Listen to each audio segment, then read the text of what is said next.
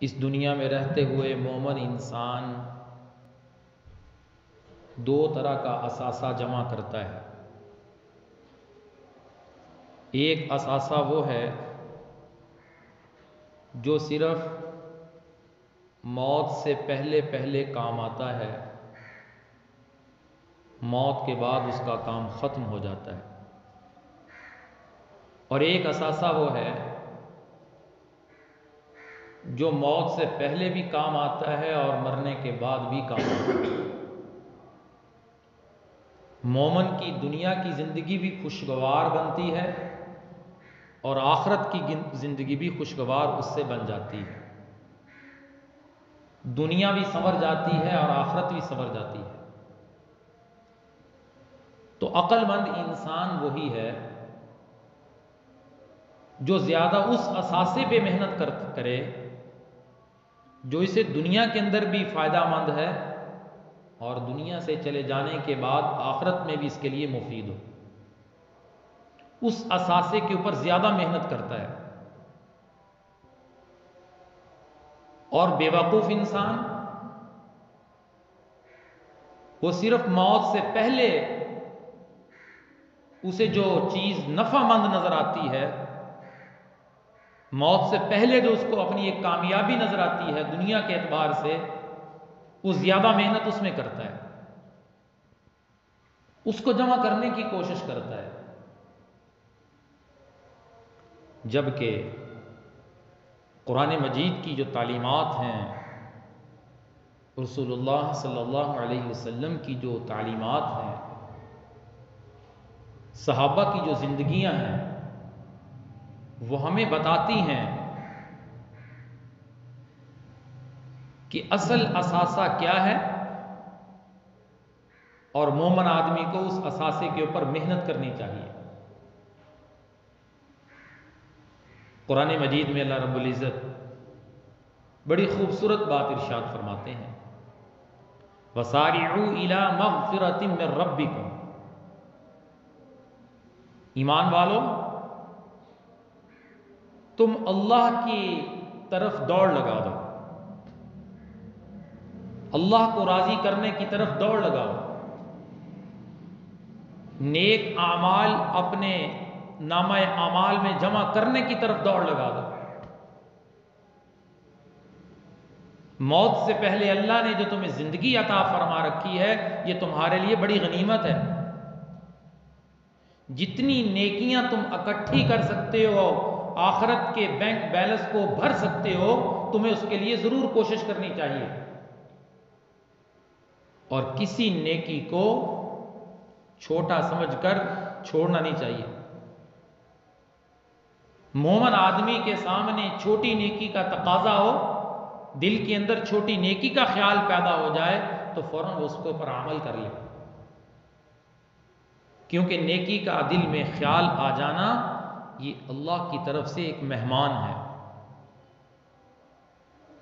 تو جب مومن آدمی کے دل میں نیکی کرنے کا جذبہ پیدا ہوتا ہے، خیال پیدا ہوتا ہے،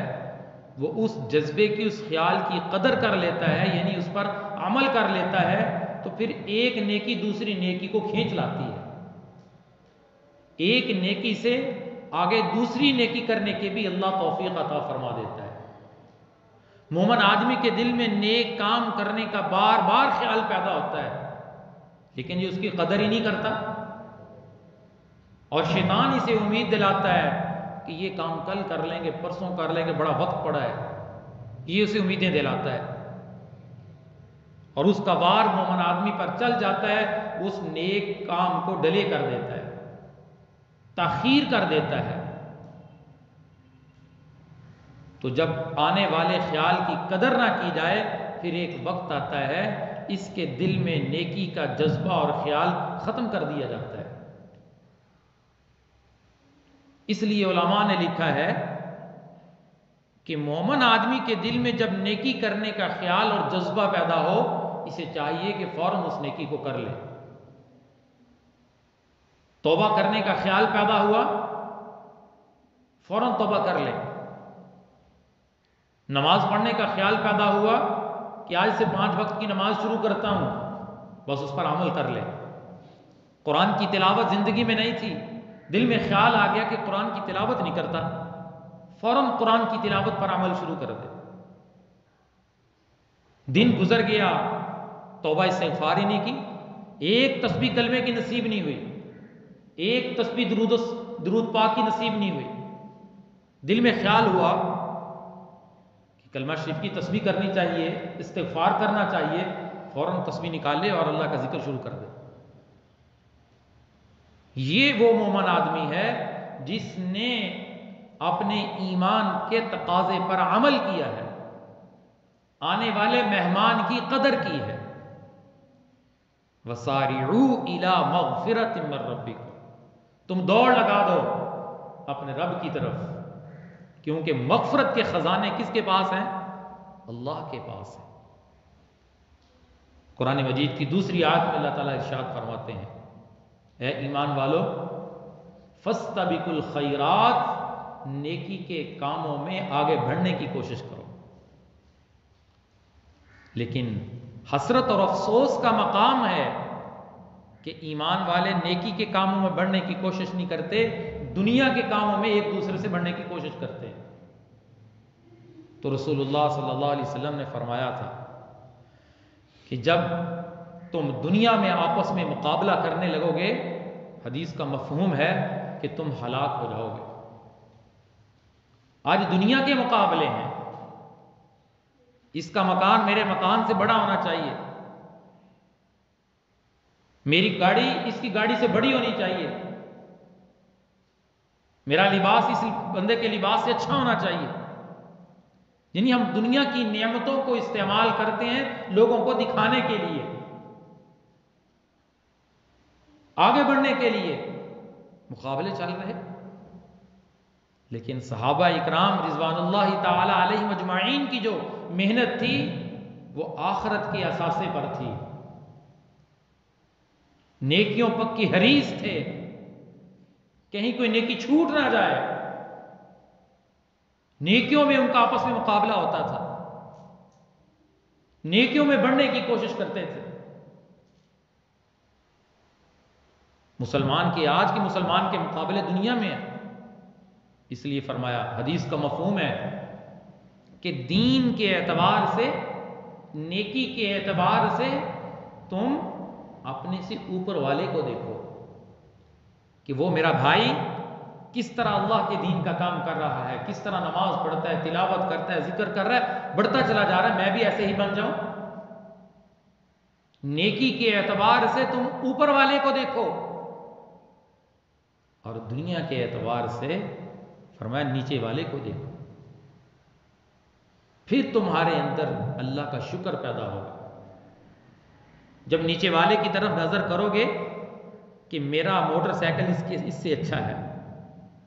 اس بیچارے کے پاس تو سائیکل نہیں ہے، میرے پاس تو اللہ نے گاڑی دے رکھی ہے، میرا مکان اس سے زیادہ اچھا ہے، کتنی بڑی اللہ کی نعمت ہے، میرا لباس اس سے اچھا ہے، اللہ تیرا شکر ہے۔ عبداللہ بن مبارک رحمۃ اللہ علیہ فرماتے ہیں، خود بڑے مالدار تھے، کہنے لگے میں نے ایک عرصہ مالداروں کی صحبت میں وقت گزارا، ان کے ساتھ میرا اٹھنا بیٹھنا تھا، میرے تعلقات تھے، جتنی دیر تک میرا مالداروں سے تعلق رہا، ان کی صحبت رہی، تو میں غمگین ہی رہا، مجھے سکون نہیں آیا، ہر وقت غمگین رہتا تھا۔ وجہ اس کی یہ تھی کہ جس مالدار کے پاس جاتا تھا اس کا مکان میرے مکان سے اچھا ہوتا تھا، اس کا کھانا میرے کھانے سے اچھا ہوتا تھا، اس کی سواری میرے سواری سے اچھی ہوتی تھی، اس کا لباس میرے لباس سے اچھا ہوتا تھا، تو میں ہر وقت اسی سوچ میں رہتا تھا کہ اس سے کیسے آگے بڑھ جاؤں،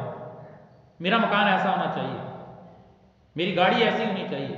میرا لباس ایسا ہونا چاہیے۔ یقین کرے چاند دن آپ کسی شہر میں گزار کے دیکھ لیں، لاہور کے ڈیفنس ایریا میں گزار کے دیکھ لیں، دنیا کی محبت کس طرح آپ کے دل میں اترتی ہے،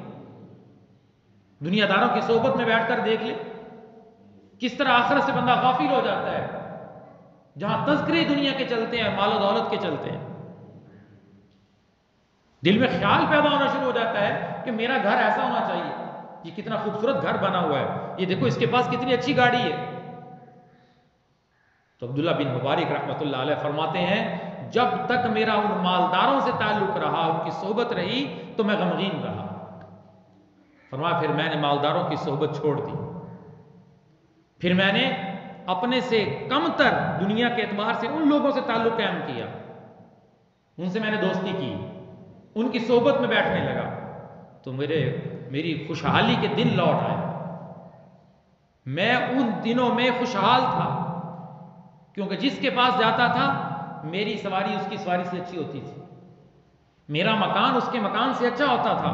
تو میں اللہ کا شکر ادا کرتا تھا کہ اللہ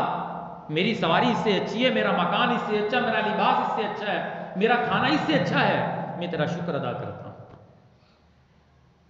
تو دین کے معاملے میں، نیکیوں کے معاملے میں مومن آدمی اوپر کی طرف دیکھے، اوپر والے کو دیکھے، اور دنیا کے اعتبار سے نیچے والے کو دیکھے، پھر اللہ کی نعمتوں کا شکر ادا ہوتا ہے۔ صحابہ کا مقابلہ آپس میں نیکیوں میں تھا، ساری زندگی سیدنا عمر فاروق رضی اللہ تعالیٰ عنہ کوشش کرتے رہے کہ میں ابو بکر سے بڑھ جاؤں، میری نیکیاں ابو بکر رضی اللہ تعالیٰ عنہ سے زیادہ ہو جائیں۔ نیکیوں میں مقابلہ۔ غزوہ تبوک کا موقع آیا،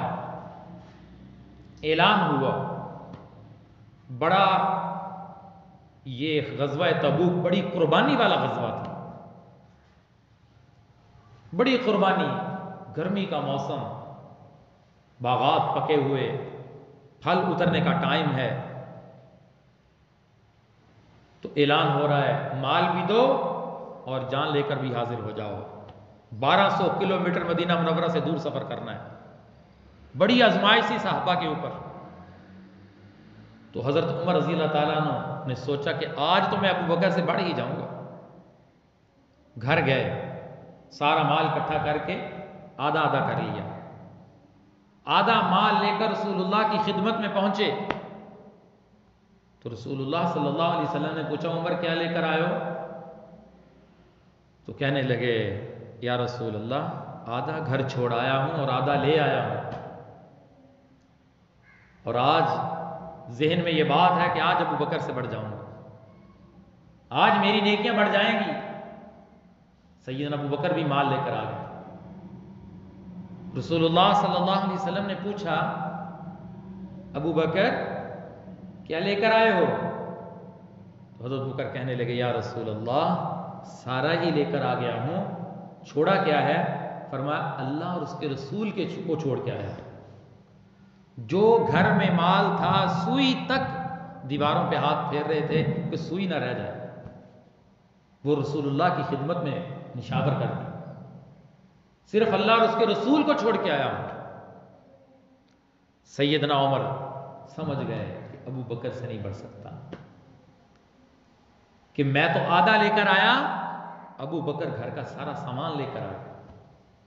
یہ تھے جذبے اللہ کے راستے میں خرچ کرنے کے،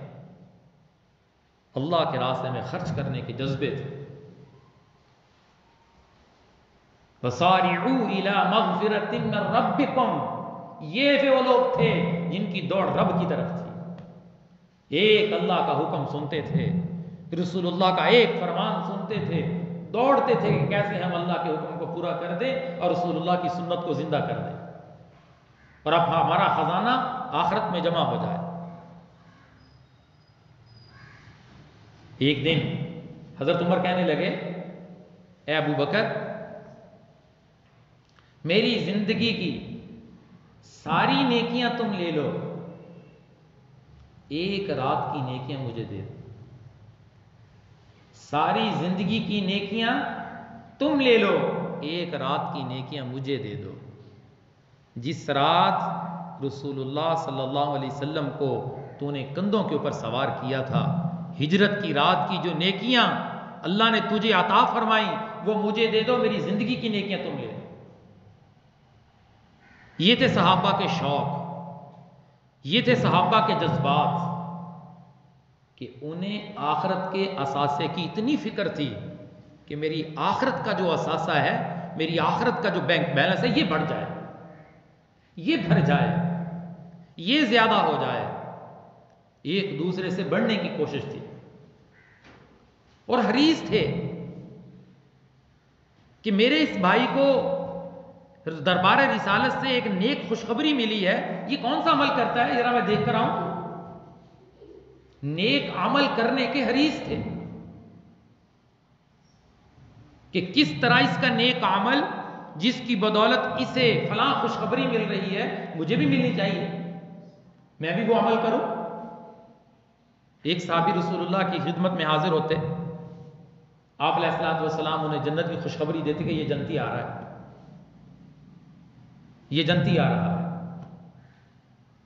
ایک صحابی کو شوق ہوا کہ اس میرے بھائی کو دربار رسالت سے جنت کی خوشخبری ملتی ہے، یہ عمل کیا کرتا ہے، کون سا نیک عمل کرتا ہے، میں بھی وہ عمل کرنے لگ جاؤں۔ تو وہ صحابی اس کے ہاں مہمان بن گئے اس کے عمل کو دیکھنے کے لیے، لیکن اس کے عمل کو دیکھنے کے بعد انہوں نے محسوس کیا کہ جو یہ میرا بھائی کرتا ہے وہی کام تو میں بھی کرتا ہوں۔ پھر پوچھ ہی لیا کہ اے میرے بھائی آپ کیا کرتے ہیں، آپ کو دربار رسالت سے جنت کی خوشخبری مل رہی ہے، میں نے تمہارے ہاں رکنے کا فیصلہ اسی لیے کیا تھا، تمہارا مہمان اسی لیے بنا ہوں کہ مجھے پتہ چل جائے کہ آپ کون سا عمل کرتے ہیں، آپ کو دربار رسالت سے جنت کی خوشخبری ملتی ہے، میں نے دیکھا جو تم کرتے وہ تو میں بھی کرتا ہوں۔ تو صحابی نے کہا اے میرے بھائی میرا ایک عمل ہے، وہ عمل یہ ہے کہ میرا دل مسلمان کے کینے سے پاک ہے، میرا دل مسلمان کے کینے سے پاک ہے، یہ میرا خاص عمل ہے جس عمل کی بدولت دربار رسالت سے جنت کی خوشخبری مل رہی، یہ جنتی آ رہا ہے۔ صحابہ نیکیوں پر حریص تھے، نیکیوں میں آگے بڑھنا چاہتے تھے، آپ علیہ الصلوۃ والسلام نے ایسی تربیت فرمائی تھی، وَسَارِعُوا إِلَىٰ مَغْفِرَةٍ مِّن رَبِّكُمْ، دوڑ لگاؤ اپنے رب کی طرف، اور اس کے بدلے میں تمہیں ملے گا کیا، جب تمہاری دوڑ اللہ کی طرف ہوگی، جو تمہاری دوڑ اللہ کے دین کی طرف ہوگی تمہیں ملے گا کیا؟ تو اللہ فرماتے ہیں وَجَنَّةٍ عَرْضُهَا السَّمَاوَاتُ وَالْأَرْضُ، جب تم میری طرف دوڑ لگاؤ گے تو تمہیں میں جنت عطا کروں گا جس کا عرض زمین و آسمان بلکہ اس سے بھی زیادہ ہے، ایسی خوبصورت میں نے تمہارے لیے جنت بنائی ہے۔ یہ اللہ بنائی کس کے لیے ہے؟ تو اللہ تعالیٰ ارشاد فرماتے ہیں اعدت للمتقین، یہ جنت جو تیار کی گئی ہے یہ متقین کے لیے تیار کی گئی ہے، جو میرے بندے دنیا میں رہتے ہوئے مجھ سے ڈریں گے، جن کے دلوں میں ان کے رب کا خوف ہوگا، رب کا ڈر ہوگا، جن کی دوڑ اللہ کی طرف ہوگی، یہ جنت میں نے ان لوگوں کے لیے تیار کی ہے۔ یا اللہ متقین کون ہیں؟ تو آگے والی آیت میں اللہ نے کچھ متقین کی وضاحت بھی فرمائی، فرمایا مجھ سے ڈرنے والے وہ ہیں الذین ينفقون فی السراء والضراء والکاظمین الغیظ والعافین عن الناس، جو اللہ کے رستے میں خرچ کرتے ہیں، اللہ کے رستے میں خرچ کرنے والے یہ متقین ہیں، اور غصہ ناجائز غصہ جب انہیں آتا ہے والکاظمین الغیظ، اپنے ناجائز غصے کو پی جاتے ہیں، والعافین عن الناس، اور لوگوں کو معاف کرنے کا جذبہ ان کے اندر ہوتا ہے، لوگوں کو معاف کرنے کا جذبہ ان کے اندر ہوتا ہے۔ اللہ فرماتے ہیں واللہ یحب المحسنین، اللہ تعالیٰ ان نیک عمل کرنے والوں سے محبت کرتا ہے، ان محسنین سے محبت کرتا ہے۔ تو معلوم ہوا کہ مومن کے دل میں جب نیکی کا خیال اور جذبہ پیدا ہو جائے، اس خیال اور جذبے کی قدر کرتے ہوئے ایمان والے کو چاہیے اس نیکی پر فوراً عمل کر لے، تاخیر نہ کرے، کیونکہ اللہ نے نیکی کرنے کا جذبہ دل میں جو پیدا فرمایا ہے، یہ ایک مہمان بن کر اس کے پاس آیا، اس مہمان کی قدر کرنے کا طریقہ یہ ہے کہ اس کے اوپر عمل کر لے، اس نیکی کے کام کو چھوٹا نہ سمجھے، نہیں معلوم کہ کون سا نیک عمل اس کی بخشش اور مغفرت کا ذریعہ بن جائے، اس لیے فرمایا کسی نیک عمل کو چھوٹا سمجھ کے نہ چھوڑو، اور کسی گناہ کو چھوٹا سمجھ کے کرو نہ، کسی نیک عمل کو چھوٹا سمجھ کے چھوڑو نہ، اور کسی گناہ کو چھوٹا سمجھ کے کرو نہ۔ ایک چھوٹی نیکی اگر اللہ کو پسند آ گئی، اللہ کی رحمت جوش میں ہو، تو بندے کی بخشش کا فیصلہ ہو جاتا ہے۔ میں نے پہلے کئی مرتبہ حدیث بیان کی کہ رسول اللہ صلی اللہ علیہ وسلم نے فرمایا، میں نے اس شخص کو جنت میں چلتے پھرتے دیکھا ہے جس کی بخشش صرف ایک راستے میں بڑی ہوئی ٹہنی کو کاٹ دینا تھا۔ راستے میں بڑی ہوئی ٹہنی جو لوگوں کے لیے تکلیف کا باعث بنتی تھی، اس نے اسے کاٹ دی کہ گزرنے والوں کو تکلیف ہوتی ہے، مسلمان کو تکلیف ہوتی ہے، اللہ کے بندوں کو تکلیف ہوتی ہے، اس وجہ سے اسے رک کر اس ٹہنی کو کاٹ دیا۔ اللہ کی رحمت دوش میں تھی، اللہ نے اس نیکی کی وجہ سے اس کی بخشش اور مغفرت کا فیصلہ کر دیا۔ فرمایا میں نے اسے جنت میں چلتا پھرتا دیکھا ہے۔ معلوم ہوا کہ راستے سے تکلیف دہ چیز کو ہٹانا بھی صدقہ ہے۔ رسول اللہ کا فرمان ہے کہ راستے کو اس کا حق دو، راستے کو ان کے حقوق دو۔ تو مسلمان کی معاشرت کا یہ تقاضا ہے کہ مسلمان راستے کو اس کا حق دیتا ہے۔ یہ ظلم کرتے ہیں جو اپنے گھروں کے باہر راستے روک دیتے ہیں اور مسلمان کو اور اللہ کی مخلوق کو تکلیف پہنچاتے ہیں۔ ہر انسان کی معاشرت کا تقاضا ہے کہ اپنے گھر کے باہر والے حصے کو صاف ستھرا رکھے، تاکہ میری طرف سے ایسا عمل نہ ہو کہ اللہ کی مخلوق کو میری وجہ سے تکلیف پہنچے۔ کتنے لوگ جو ایمان کے اعتبار سے کمزور ہیں، انہیں اس کی کوئی پرواہ نہیں، ان کی شادی کے پروگرام گلی میں، ان کی تقریبات گلی میں، ان کے مکان کی تعمیرات ہو رہی ہے، ایک ہفتہ دو ماہ تک انہوں نے رستہ بلاک کر رکھا ہے۔ اللہ کی مخلوق کا احساس نہیں ہے، تاہم مجبوری اس کے لیے کوئی ایسی منصوبہ بندی کی جائے کہ رستہ بھی گزرنے والوں کے لیے رہے اور ان کا کام بھی چلتا رہے۔ یہ نہیں ہے کہ انسان اللہ کی مخلوق کو تکلیف میں مبتلا کر دے اپنی خاطر۔ کتنے لوگ اس معاشرتی حکم کی پرواہ نہیں کرتے، انہیں پتہ ہی نہیں کہ ہم معاشرت کا کتنا بڑا حکم توڑ رہے ہیں۔ اب رسول اللہ کیا فرما رہے ہیں کہ اس بندے نے صرف ایک ٹہنی کاٹی ہے کہ اللہ کے بندوں کو تکلیف ہوتی ہے، تو اللہ نے اس نیکی کے اوپر اس کی بخشش اور مغفرت کا فیصلہ کر دیا۔ تو اس لیے قرآن یہ کہتا ہے کہ ایمان والوں کو چاہیے کہ وہ اثاثہ جمع کریں کہ جو اثاثہ دنیا کے اندر بھی کام آتا ہے اور آخرت میں بھی کام آتا ہے۔ وہ کیا ہے؟ وہ نیک اعمال ہیں، وہ نیکیاں ہیں، اور اللہ نے موت سے پہلے جو زندگی عطا فرما رکھی ہے اسے غنیمت سمجھے۔ وَسَارِعُوا إِلَىٰ مَغْفِرَةٍ مِّن رَبِّكُمْ، تم اپنے رب کی طرف دوڑ لگا دو، نیک اعمال کرنے کی طرف خوب کوشش کرو، اور اگر اللہ کے حکم پر عمل کرنے کے لیے تمہیں قربانی کرنی پڑے تم قربانی کر لو۔ لیکن ایمان کمزور ہونے کی بنا پر کتنے نوجوان جو موبائل دیکھتے دیکھتے جن کی نمازیں چلی جاتی ہیں، کیونکہ ان کی مصروفیت موبائل میں ہے، موبائل کی وجہ سے اللہ کا اتنا بڑا حکم توڑ دیتے ہیں۔ دنیا کے کتنے کاموں کی خاطر اللہ کے حکم کو پیچھے رکھتے ہیں، دنیا کے کام کو آگے رکھتے ہیں، اللہ کے حکم کو پیچھے رکھتے ہیں۔ یہ حسرت اور افسوس کا مقام نہیں کہ ایمان والے کے دل میں اللہ کے حکم کی اہمیت ہی ختم ہو گئی، نیک عمل کرنے کا جذبہ ہی ختم ہو گیا۔ اللہ تعالی ہمیں نیکیوں میں بڑھنے کی توفیق عطا فرمائے۔ مسلمان مومن آدمی دنیا میں مقابلہ نہیں کرتا، دنیا میں مقابلہ کرے گا رسول اللہ کی حدیث کا مفہوم ہے تم ہلاک کر دیے جاؤ۔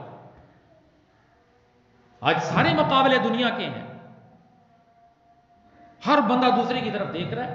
اس کا مکان بڑھ گیا، اس کی گاڑی اچھی ہو گئی، اس کا لباس اچھا ہو گیا، اس کا کاروبار اچھا ہو گیا،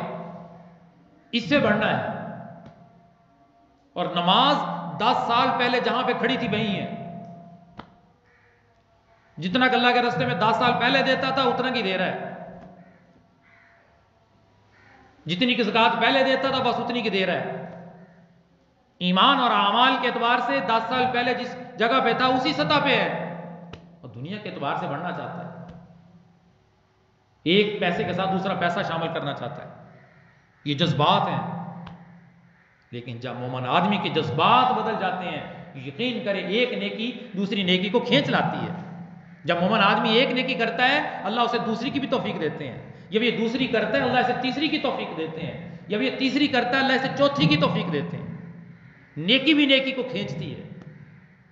تو صحیح ایمان والا وہ ہے جو نیکیوں میں بڑھنے کی پوری کوشش کرتا ہے،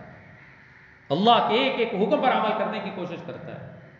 ایک اللہ والے سے کسی نے پوچھا کہ بندے کو کس فکر میں رہنا چاہیے ہر وقت، بندے کے دماغ پر کون سی چیز سوار رہنی چاہیے؟ بڑی خوبصورت انہوں نے بات کا جواب دیا، فرمانے لگے بندے ایمان والے کے مومن آدمی کے اوپر ہر وقت ایک فکر سوار رہنی چاہیے کہ میں اپنے اللہ کو کیسے راضی کر لوں، میں کون سا ایسا عمل کروں، اللہ کے راستے میں خرچ کروں، نماز پڑھوں، تلاوت کروں، ذکر کروں، اللہ کی مخلوق کی خدمت کروں، اللہ کے گھر کی خدمت کروں، اللہ کے گھر سے محبت کروں، اللہ کے گھر سے پیار کروں، کون سی ایسی نیکی کر لوں کہ میرا اللہ مجھ سے راضی ہو جائے۔ یہ فکر سوار رہنی چاہیے، اس فکر میں رہنا چاہیے۔ اللہ تعالیٰ ہمارے اوپر یہ فکر سوار کر دے، ہم اللہ کو راضی کرنے والی اس مختصر زندگی میں زندگی گزار کر چلے جائیں۔ جب چلے جائیں گے انشاءاللہ آخرت میں اللہ تعالیٰ اپنے فرشتوں کے ذریعے اس مومن آدمی کا استقبال کروائیں۔ اللہ تعالیٰ ہمیں باتوں کی سمجھ نصیب فرمائے۔ وآخر دعوانا الحمدللہ رب